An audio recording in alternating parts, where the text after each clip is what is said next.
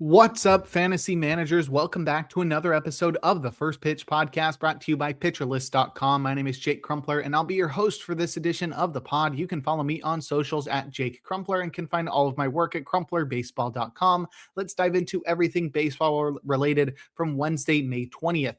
We'll start it off, as always, with the transactions, injuries, news, and notes from around the league, kicking things off with the bad news as second baseman Ben Williamson was placed on the 10-day IL with a low back strain. It's unclear when Williamson will be able to return from this injury to the Rays, but in a corresponding move, Oliver Dunn was selected from the minors. He was acquired via trade from the White Sox yesterday in exchange for Joe Rock, and will likely fill in the same role that Williamson did as a defensive replacement in the infield. We only had one other IL placement as Victor Vodnik landed on the 15-day IL with ulnar nerve inflammation. Vodnik was sort of the closer up until his last appearance, where he did not pitch in the ninth inning, and we saw Juan Mejia get a save. I think Mejia's likely to split closing opportunities with Antonio Senzatella, who's been exceptional this year. Mejia feels more like a closer of the future type guy in Colorado, so we'll see Mejia and Senzatella split save opportunities for the Rockies, with Vodnik on the 15-day IL with ulnar nerve inflammation. Keegan Thompson was selected from the minors in a corresponding move. In terms of transactions, starting pitcher Steven Matz was activated from the 15-day IL after missing a couple of weeks with elbow inflammation. He started versus the Orioles, pitching 4 innings, allowing 3 hits and 1 run, walking 2 while striking out 5. He induced 8 whiffs with 36% CSW across 67 pitches. Everything looked the same for Matz. The Rays just eased him into action with a limited pitch count here. It should be all systems go in Baltimore in a rematch next for Steven Matz. Relief pitcher Chase Solsky was optioned to the minors in a corresponding move. Next, relief pitcher Matt Brash was activated from the 15-day IL after missing a couple of weeks with lat inflammation. Brash will return to being the top setup man for the Mariners. Robinson Ortiz was optioned to the minors in a corresponding move. Next, we have starting pitcher Zach Thornton, who was selected from the minors to make his MLB debut. He's the Mets' number 13 prospect, and he was not great in his debut in Washington. 4 1/3 innings, 4 hits, 4 runs, 2 walks, and 3 strikeouts for Zach Thornton. This is a command-focused southpaw, so to see him walk a couple and also not really strike anybody out is both surprising and understandable. It is his MLB debut, so we can't really take much from it. It's always going to be sort of aided and detracted from because of the adrenaline that's coursing through a pitcher's body while they are making their debut. So Thornton should stick in the rotation, though I have heard rumblings about Jonah Tong possibly returning to the major. So we'll see. Tong is higher upside, Thornton higher floor, but we got to see another start from Thornton before you can really take anything from the start. Next, starting pitcher Braxton Garrett was optioned to the minors after he struggled with his control in his second big league start, which could open a spot in the rotation for the promotion of top prospect Thomas White. But the speculation will have to end there for now, as White was placed on the 7-day IL in the minor league. So he will not be the immediate replacement for Garrett, but the Marlins still need a replacement for Garrett in the rotation, and it won't be Cade Gibson, who was recalled from the minors in a corresponding move. And lastly, outfielder Eli White was activated from the 7-day IL after missing some time with a concussion. White will be on the short side of a left field platoon for the Braves, and Jose Azocar was DFA'd in a corresponding move. In terms of news, starting pitcher Jose Barrios will undergo Tommy John surgery and will likely miss both this and next year. So terrible news for both Barrios and the Blue Jays, as he's going to miss quite some time with Tommy John surgery. And another pitcher likely out for the rest of this season and into next season. Starting pitcher Gunnar Hoglund will undergo season-ending hip surgery. He's a pitcher for the A's, so we won't see Gunnar Hoglund for a while. In terms of notable performances, well, now we can take a look at those. We had a full slate of 15 games on Wednesday. We'll start it off with our hitters and lead off with outfielder Juan Soto, who did all he could, but the Mets lost in our nation's capital. Soto went 2 for 4 with 2 runs, 2 home runs, and 3 runs batted in. He's up to 9 home runs on the year. He's been on a tear recently, which is great to see because he started off the year not great. He got injured. He came back. He wasn't performing up to his usual standards. And there's that pit in your stomach, especially for me, where you draft this guy super early. And I say especially for me because I drafted him super early and he just doesn't live up to the expectation. Soto's so consistent, though. He's getting back on track. He's got a 951 OPS on the season now, and we can be more confident in his performance moving forward.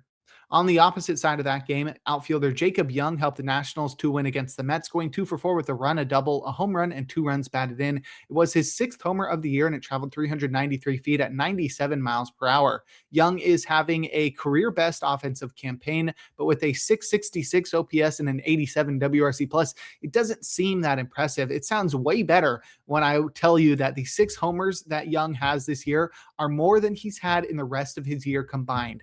In the rest of his career combined. Young has 5 homers in 303 career games, but 6 homers in just 48 games this year. That's a completely different hitter. He's also striking out less than ever. His StatCast metrics still aren't great though, but they are the best of his career thanks to increased bat speed, which allows him to tap into more power. The biggest change is that Young's finally started to hit the ball in the air after being a 53% ground ball guy entering this season. Young's hit just 38% ground balls and has parlayed that into 40% fly balls. He's also pulling the ball more, allowing him to tap into his limited power. Now, I don't think Young needs to be rostered everywhere, but he's clearly a great option in 15-team, 5 outfielder leagues as long as he continues to get playing time, because his full season projections suggest that he's going to be a 10 to 15 homer guy with 15 or more steals and a 260 batting average. Great production from Jacob Young. Lastly, catcher Salvador Perez did all he could, but the Royals lost to the Red Sox. He went 3-for-4 with a run, a home run, and an RBI. It was his 8th homer of the year, and it traveled 379 feet at 110 miles per hour. Salvi is in the midst of the worst season of his career with a mere 627 OPS and a 69 WRC+, but he's starting to turn it around, batting .303 with a trio of homers across his last 9 games. However, Salvador's bat speed remains lower than ever, making it difficult for Perez to impact the ball like he used to. He's also pulling the ball less than ever, eating into his power production even more. I don't think Perez is completely washed or not worth rostering in the majority of leagues, but I don't think he's getting back to the 30 homer, 260 bat he's been over the past 5 years. But if you'd like a breakdown of other notable hitting performances from Wednesday, check out the Daily Batters Box article over on PitcherList.com. Now we'll head to the mound and check out some notable starting pitching performances, opening with Kyle Harrison, who helped the Brewers to win in the north side of Chicago, tossing 7 shutout innings, allowing just 2 hits and 1 walk while striking out 11. He induced 19 whiffs with 40% CSW across 94 pitches, and Harrison earned the Golden Goal, leading baseball with 19 whiffs to earn the Gallows Pole and earning the King Cole via his lead of CSW at 40%. Harrison continues to thrive with improved four-seamers and curveballs. He gets great pitch separation, going Blake Snell blueprint with heaters upstairs and hooks down low. Both were exceptional here as the fastball induced 13 whiffs and 39% CSW, while the breaker returned 6 whiffs and 46% CSW. It's a lethal 2-pitch mix for Harrison, but one of the changes that got us excited about him in Milwaukee was a change. He incorporated a changeup to open the season, but I kept harping on the fact that it didn't really do much as he hasn't been able to command it all year. Therefore, he wasn't really that much of a changed pitcher and would inevitably regress. He threw that changeup just twice in this one, so it's clearly not the game-changing pitch we hyped it up to being. However, the regression hasn't come because he's throwing a tick harder with vastly improved four-seamer shape and better command of his curve. We've seen a 1.77 ERA through 9 starts on the season for Harrison, and I think he's going to continue to make this work as long as the improved four-seamer and velocity and better command on the curveball stick moving forward, but it will be more volatile than other pitchers because of his shallow arsenal. Harrison's an easy start versus the Cardinals next. Lastly, we've got Trey Savage, who helped the Blue Jays to win in New York against the Yankees. He tossed 6 scoreless innings, allowing just 2 hits, walking nobody while striking out 8, inducing 13 whiffs with 28% CSW across 95 pitches. Savage is another 2-pitch arm relying on four-seamers and splitters, enhanced by the steepest arm angle in the game, but he's still working on making his slider a big part of his arsenal. It's integral that it is to assist with right-handed batters and to give him another weapon when the inherently volatile splitter isn't being felt. And we saw all 3 pitches working in tandem to help Savage take down the Yankees. It helped that he was a tick up across his arsenal, sitting 95 miles per hour with four seamers that induced 6 whiffs and 38% CSW, while his splitter failed to find strikes consistently, returning just 17% CSW, giving the slider its time to shine and to display how important its presence is in his arsenal. The slider stepped up while the splitter failed, returning 85% strikes with 5 whiffs. His unique arsenal makes him very difficult to hit, and when he has the ability to command at least 2 of his pitches on a given night, Savage will succeed. It's worked thus far with a 1.07 ERA through 5 starts, and it will keep working versus the Marlins next. But if you'd like a breakdown of every single start from Wednesday, give the Plus Pitch podcast a listen and check out Nick's daily SP roundup over on pitcherlist.com. Now we'll head to the bullpen and check out the relievers that got saves and the closers that pitched outside of save situations or blew their saves. Paul Sewald recorded his 11th save with a perfect ninth. Ian Seymour pitched a perfect ninth as well for his second save. Brian Baker was unavailable for the Rays as he had pitched in 3 of the past 4 days, so Seymour got an opportunity there. Andrew Morris pitched a perfect ninth for his first career save. Just another typical outing in the mess that is the Twins bullpen. Jose A. Ferrer worked around a solo shot, striking out 3 batters to record his 3rd save of the year. Andres Munoz was unavailable after working back-to-back days. Cade Smith worked around the zombie runner scoring to record his MLB leading 16th save of the year. Andrew Alvarez had a 4-inning save, his first of the season. Louis Varland worked around a run for his 6th save. Aroldis Chapman recorded his 12th save with a scoreless 9th, and Hogan Harris pitched a hitless 10th for his 4th save as Jack Perkins was nowhere to be found. In terms of closers to pitch outside of save situations or blow their saves, Rico Garcia recorded the final out of the 8th, but not before allowing an inherited go-ahead run to score. Juan Mejia blew his first save of the season, allowing a pair of inherited runners to score. Jacob Latz earned his first win in that one, pitching a scoreless 8th and 9th innings. Kenley Jansen pitched a hitless 8th with a 1-run lead for his first hold. Not sure why they didn't use him in the 9th. They went to Will Vest instead, and Vest blew his second save, allowing the Guardians to tie it up in the 9th. The Tigers would go on to lose that one in 10 innings. I expect to see Jansen in the 9th moving forward. We don't want to see any funny games from you, AJ Hinch. Daniel Palencia recorded the final 2 outs of the 9th with the Cubs trailing by 5. They are off today, so it makes sense why they wanted to get Palencia some work. And lastly, Kirby Yates got a save chance with a 1-run lead, and he blew it. The Angels would lose that one in 10 innings. Ryan Zefferjon recorded 1 out and allowed 1 run in the 7th to record his 3rd hold. And I think I'm going all in on Sam Bachman in that Angels bullpen for future save opportunities. But if you'd like more information on relief pitchers, check out Rick Graham's daily articles over on pitcherlist.com. And before we look forward to today's games, we're going to take a quick break. Now we'll look forward to Thursday, May 21st, a day in which we'll have just 7 games on the slate. My matchup of the day is Spencer Strider versus Sandy Alcantara. These are guys that were sort of at their peaks back in 2022, I guess, and they're back at it here, facing off against each other. We've seen Strider look great in his last 2 starts. Sandy's also looked good recently. Both of these guys have blow-up potential, but they also have gem potential, and I'm excited to see these guys blowing cheddar in the upper 90s. In terms of probable starters, we've got 3 guys in the auto starts tier: Braxton Ashcraft in St. Louis, Spencer Strider in Miami, and Jose Soriano versus the A's. Our probably starts tier has 1 guys, and our questionable starts tier has 6, and that's where we'll find our streamer of the day in Cade Cavalli versus the Mets.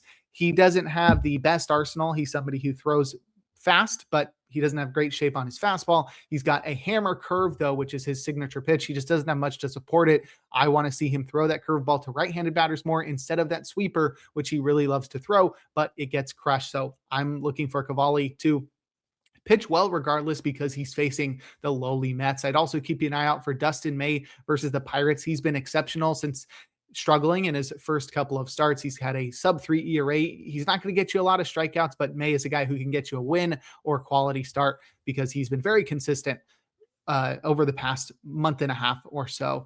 If you're looking for a pitcher with an opener, Spencer Miles will have an opener as he squares off against the Yankees in New York. That's probably one I'd avoid anyway. David Peterson is also supposed to start, but he has been deployed with an opener over his past few outings, so I'd expect that to be the case again. He's in Washington, and I don't really hate that one because Peterson is better against left-handed hitters. The Nationals have a lot of left-handed hitters. I think Peterson could be solid there if you're looking for a pitcher that has an opener.